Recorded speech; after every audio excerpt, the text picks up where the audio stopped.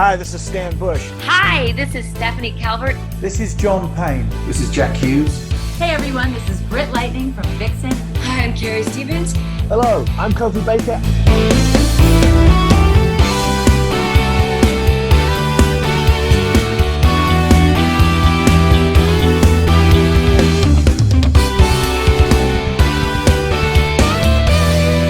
And you're listening to Play That Rock and Roll. Daryl Hall files lawsuit and restraining order against John Oates. Well, it has finally happened. Hall and Oates is officially no more, at least for right now, but probably for good. This apparently came as a shock to most people, at least judging by social media, because it seemed that everybody on Twitter and Facebook had to repost the story with the caption, "I can't go for that," and then the first comment underneath the post would be someone else saying, "No can do." Ooh, real funny. Real funny. Clever.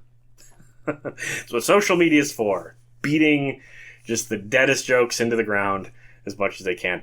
I think Hall & Oates' music is just so good and so harmonious that people wrongfully assume that the guys in the band get along with that same level of harmony. But that is not the case. And I learned about this dynamic fairly recently. I did that Halloween episode in 2022 with Stephanie Myers and Stephanie Pena from Stephanie and Stephanie Talk Tunes, which is a great podcast you should check out, also on Pantheon. Those two came on the show to talk about Halloween songs, but at the start of the podcast, we talked about an appearance that Daryl Hall made on Bill Maher's podcast, Club Random, in which Daryl states very clearly that he does not see John Oates as a musical partner. So I will play a clip of those comments here. I mean, you have a partner, so it's a little different than... I don't have a partner. You You think John Oates is my partner? You still tour together, don't you? Yeah, but he's not my partner. Well, He's my business partner. Look what I've stumbled into here. He's not my creative partner.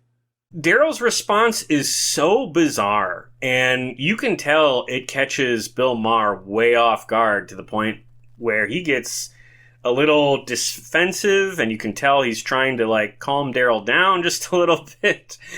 And it's awkward. It's genuinely awkward. And it's so awkward because he seems just so resentful at the idea that they're associated together. Dude, the records were called Hall & Oates. That's how people know you guys. It's just a matter of reality, and trying to undo that all these years later, I think comes across as kind of pathetic and really petty. And just, it should be beneath him, you know? If he did that much more of the work, that should be, I don't know, with the amount of success and money they've made, enough for him, you know? Or if he wants to make some comments in interviews, that's fine. But when it comes out so bitterly to the point where he's grabbing a bottle of booze to calm himself down, I don't know. That just seems like a little much. Now, this lawsuit and, again, restraining order against John Oates is happening because it looks like John Oates wants to cash out. He is attempting to sell his share of the Hall & Oates catalog to Primary Wave Music, and Daryl Hall does not want that because that would force him into a business partnership with Primary Wave. Also, you can find interviews with Daryl in which he expresses some very strong feelings against the idea of artists selling their catalogs. He thinks that's a mistake. He thinks that artists should never sell their catalogs. And of course, like many artists, he feels he got screwed in his early days. And he wants to hold on to his publishing and his catalog. And that's fine, but John doesn't work for you. You know, you're not his boss. So this seems weird. And I guess my question would be, can Daryl just buy John's catalog, if that's the case? Or was something that they were trying to figure out and they couldn't agree on price, and that's why John's going to Primary Wave? I don't know.